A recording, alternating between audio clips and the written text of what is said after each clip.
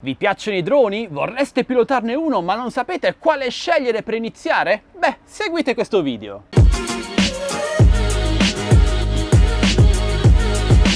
Ciao amici di Xesto Games e benvenuti in questo nuovo video. Io sono Michele ed oggi voglio darvi degli utilissimi consigli per affacciarvi al mondo dei droni. Chi inizia oggi infatti è molto spaesato, diciamocelo, perché in commercio esistono una quantità, una varietà di droni davvero esagerata. Differiscono solitamente di pochissimi particolari, ma i prezzi sono davvero molto diversi l'uno dall'altro. Quindi con quale iniziare? Diciamo subito ragazzi che quello dei droni è un hobby davvero molto bello, ti fa sentire davvero libero volare con un drone, è un po' l'espressione di uno dei sogni dell'umanità, quello di volare, però è anche un hobby davvero molto costoso. Quindi prima di spendere tanti soldi in un hobby che magari potrebbe anche non piacervi, vi consiglio di iniziare dal basso. Per darvi una risposta esauriente però devo raccontarvi quella che è stata la mia storia con il mondo dei droni e solo così potrò darvi un consiglio basato su quelle che sono le mie personalissime opinioni ed esperienza. Iniziai circa 3 anni fa con un drone totalmente manuale, l'MGX X101, e credo che ci sia ancora il video qui su YouTube, in caso ve lo linko nelle schede qui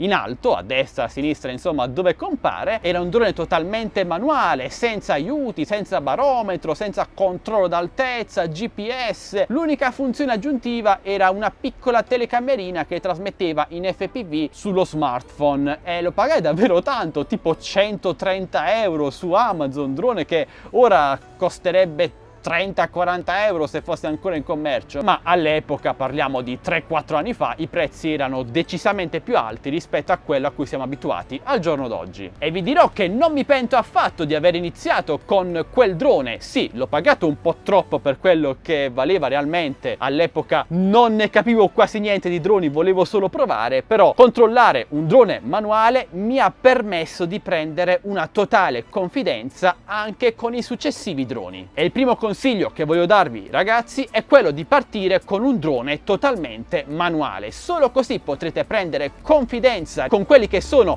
i comandi di un drone e potrete passare agilmente anche a droni di fascia molto più alta e gestire eventuali situazioni di pericolo, ad esempio momenti in cui il GPS non funziona, dovete controllare il drone in ATT mode, in manuale, e quindi vi serve una padronanza completa del mezzo. Ovviamente al giorno d'oggi, nel 2018, i droni totalmente manuali costano pochissimo, ad esempio il JJRC H31 che vi straconsiglio e trovate su Gearbest, link qui sotto in descrizione, è un drone totalmente manuale che vi permetterà di prendere subito confidenza con i comandi e costa pochissimo, all'incirca 30 euro e spesso anche qualcosina in meno. È un drone di medie dimensioni ed è davvero indistruttibile. Guardate le plastiche come si flettono, sembrano quasi di gomma, quindi distruggerlo è davvero un'impresa e secondo me è uno dei migliori droni per iniziare. È anche molto divertente una volta che ci prendete la mano perché ci sono varie velocità impostabili e ragazzi mi raccomando iniziate sempre con la velocità minima in un luogo aperto, magari in piena campagna, non volate mai in casa, in luoghi chiusi, in città, volate sempre all'aperto e non vale solo per i primi droni ma vale sempre, e usate sempre la testa. Come vedete è un drone senza cam e ora voi mi direte ma Michele, io voglio iniziare con un drone con una cam, voglio iniziare a fare video, voglio iniziare a fare foto. No ragazzi, secondo quella che è la mia esperienza, il primo drone deve essere manuale senza nessun aiuto, quindi senza GPS, senza barometro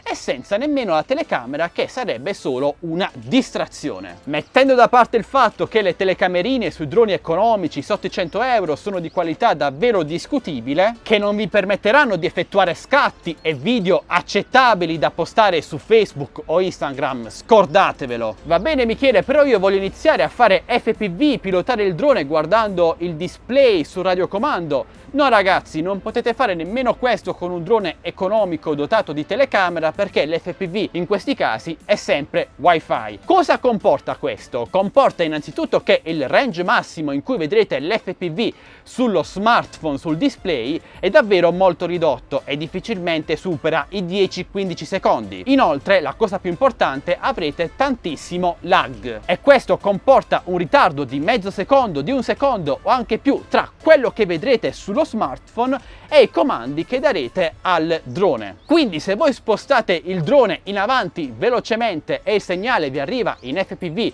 sul display dopo un secondo, il drone sarà già a 20 metri di distanza rispetto a quello che vedrete sul display e quindi risulta, come potete ben immaginare, totalmente ingestibile e superfluo, inutile. Ricapitoliamo, secondo me, Michele di Addicted2Games, il primo drone deve essere totalmente manuale, senza barometro, GPS e altri aiuti del genere. Deve costare poco ed essere praticamente indistruttibile e non deve essere dotato di nessuna telecamera che potrebbe distrarvi durante il volo. Quarto consiglio, il primo drone deve essere dotato, credetemi è importantissimo, di radiocomando. Va bene anche un radiocomando cheap, economico come questo del JGRC, l'importante però è che ci sia, perché iniziare a pilotare un drone con un radiocomando, con la pulsantiera, con gli stick vi permetterà di avere la padronanza anche dei droni successivi, cosa che non vi permetterà di ottenere un drone controllabile unicamente in Wi-Fi tramite lo smartphone. Pilotare un drone sul display touch di uno smartphone non è assolutamente la stessa cosa rispetto al classico radiocomando. Quindi, quarto consiglio, primo drone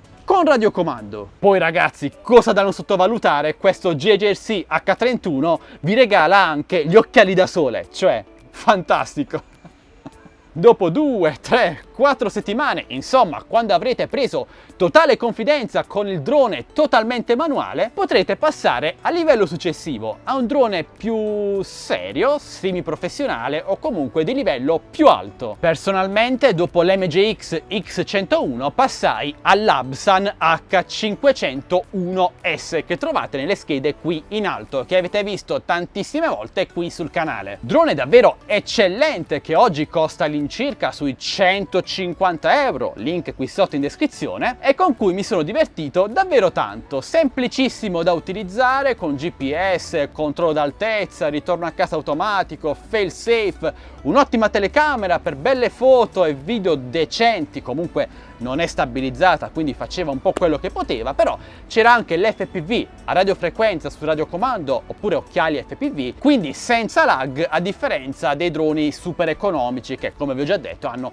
l'FPV in Wi-Fi. Quindi anche quello un gran bel drone che straconsiglio a tutti come secondo step e che mi ha traghettato fino al mio primo drone semiprofessionale, un drone per fotografia aerea entry level, e sicuramente saprete già cosa sto per dire. Quale drone sto per pronunciare? Parliamo sì dello Xiaomi Mi Drone 4K. Questo secondo me è ancora oggi nel 2018, nonostante il drone abbia un anno di vita o poco più, il miglior drone attualmente in commercio, specialmente per quanto riguarda il rapporto qualità-prezzo. Drone 4K con gimbal 3 assi stabilizzato, GPS GLONASS, 22-23 minuti di autonomia, insomma un drone avanzatissimo e che costa meno di 400 euro. E come vi ho detto in apertura video, questo è un hobby davvero costoso e se per alcuni 400 euro potrebbero sembrare una cifra davvero esagerata per un giocattolo aereo, per altri, per chi oramai è addentrato nel settore dei droni, ben saprà che 400 euro per un drone fotografico di quella qualità è davvero poca cosa. E infine, dopo lo Xiaomi Mi Drone 4K, mi sono affacciato alla grande famiglia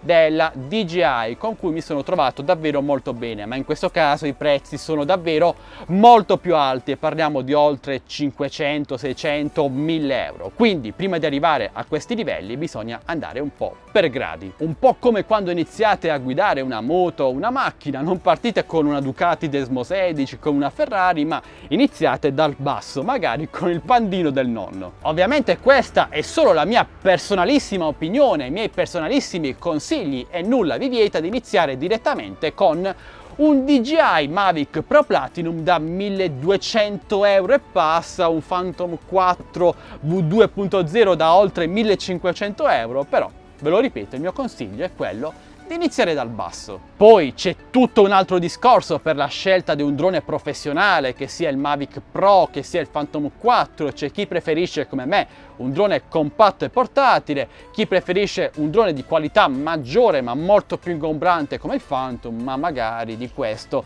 ne parlerò in un prossimo video. Bene ragazzi, queste erano le mie personalissime opinioni su quello che è il mondo dei droni entry level. Spero di avervi schiarito un po' le idee. Se avete altre domande non esitate a chiedere qui sotto nei commenti, io sono a vostra totale disposizione. Se volete una recensione più dettagliata del JJRC H31 oppure delle videoguide dedicate magari al primo volo con il primo drone, fatemelo sapere qui sotto nei commenti. In descrizione video trovate i link per acquistare svariati droni divisi per gradi, come vi ho già spiegato poco fa, quindi troverete il JJRC H31, il DJI Mavic Pro Platinum, l'Absan H501S, lo Xiaomi Mi Drone 4K e tanti altri. Direi che questo può essere davvero tutto. Lasciate tanti bei like, commentate, condividete questo video a tutti i vostri amici, iscrivetevi qui su Addicted2Games se non l'avete già fatto. In descrizione, oltre ai link d'acquisto, trovate anche i link per Telegram,